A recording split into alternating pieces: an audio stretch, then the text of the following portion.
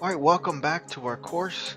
In today's course, we're going to be looking at English compared to other languages, and this is going to be our sixth lesson, right? So this is lesson 6 of our grammar course.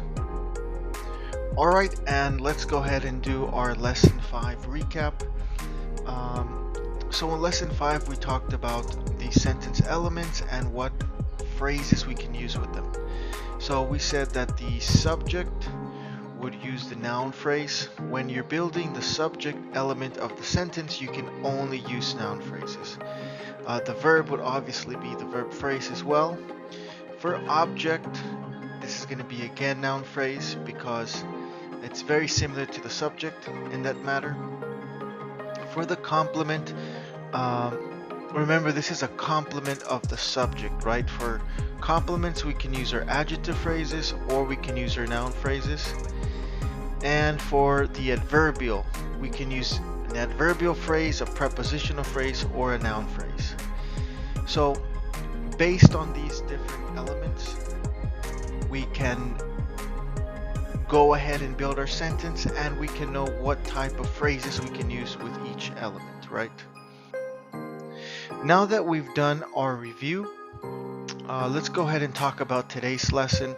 The lesson is just to give you an overview of how English differs from other languages. One of the things that are different of English are the suffixes, right? So for example, nouns do have a suffix. For example, with plurality, car, we would add an s to make it plural, so s would be the suffix. But nouns in English do not have suffixes to show if they are subjects or objects, right? Verbs do have suffixes as well, such as past, simple past ed, right? So for example, cook, we can add the suffix ed, cooked. But for verbs, we don't add a suffix for person, for number, right? This is of course an exception would be the third person in the simple present tense, right? So it eats, but that would be an exception. Articles, possessive adjectives do not have endings of number or gender, right? So for example, in Spanish, the adjective we would add a suffix to the adjective if it's one person or two people, right? Singular or plural. And there's a lot less pronoun forms than in many other languages. Other languages have a formal pronoun, have a pronoun for everyday people. Some languages such as German may have a number of pronouns depending on number and gender and so forth. Right, so another thing that differentiates English, right? We just talked about how the use of suffixes is limited in English. So in English, the word order is very important. And this brings back what we've learned before about our phrases and sentence elements. We have to be aware of our elements and know what phrases we can put for each element. This is crucial because this is going to give us a lot of information.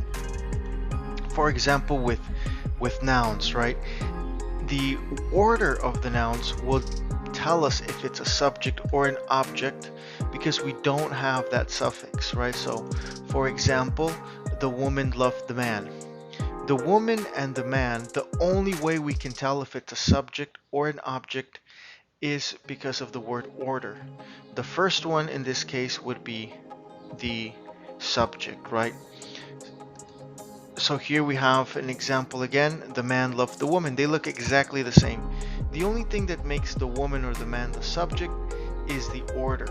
And this differentiates from other languages. In other languages, you could say it backwards and it would still make sense, for example. Alright, so for the verb phrases, the only big thing here is that verb phrases can have complex structures, right? So we can combine a number of auxiliary verbs with ordinary verbs, such as I climbed up the stairs. Climbed up here would be our verb phrase, right? And this is different because up in itself is a preposition, so combining climb with up, climbed up, can cause a lot of confusion for anyone that's learning English. All right, here we have another example of how the verb phrase can be more complex.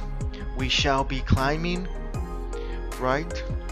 Combining some auxiliaries with main verbs. Also, of course, depending on the tense of each complex structure. And this can be something difficult and something to pay attention and be aware of if you're coming from a different language, or as you learn English rather. Okay, and this leads us to the next differentiating factor, prepositions. So prepositions can be very difficult for people learning English, because they can be combined in so many ways, right? We can combine them with verbs, we can combine them in prepositional phrases with adverbs. Both prepositions and adverbs combine with verbs in an idiomatic way. So what this means is that the meaning can change. Let's take a look at this example. The plane took off. Off is a preposition on its own, and took is a verb, right? Individually they mean different things, but together it has a different meaning. The plane took off means that the plane departed. So there are many expressions involving prepositions, and you can't look at these separately. You have to look at them together, and this means that you have to learn the preposition phrases as if they were a single item of vocabulary. Alright, and the next lesson that we're going to look at, the sneak peek for next week, is going to be the simple sentence. So here we're going to take a look in more detail about forming our sentences, and then we're going to work our way up to more complex sentences. So for example, we will be looking at the different types of verbs, and this will determine in a great extent what structures we can use, right? What structures, what order we can use our sentence elements in. 5 sentence elements. And if you want to review the sentence elements, you can go ahead and do so. I'll leave a link around here somewhere, or if not, in the comment section. You can also, of course, subscribe to my channel and view all the videos there as well. Okay, so for this week's question, I encourage everybody that watches this to comment below. I will answer your comments. What are some of the characteristics of your language? I'm very interested to know some of the characteristics, and also get an idea of some of my followers. That's going to conclude our lesson for today. Next week's lesson, as we previewed, is going to be into the sentence, the simple sentence itself, right? So please like this video, comment, subscribe, hit the notification icon. Help me bring more traffic to my channel. This way I can spend more time on it, improve video quality, improve the quality of the videos in general. And I'm also excited and looking forward to putting out different courses and different types of videos. For this specific course though, this is a grammar course, so it's going to be lengthy, it's going to be in a lot of detail, and it's going to be quite long.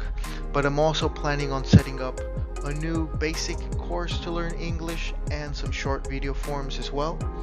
So please, I encourage you to support my channel and to tell your friends about it, or your family, your co-workers, so that you guys can all learn English with me. And of course, comment anything below and I will get back to you as soon as I see it. See you guys next video class.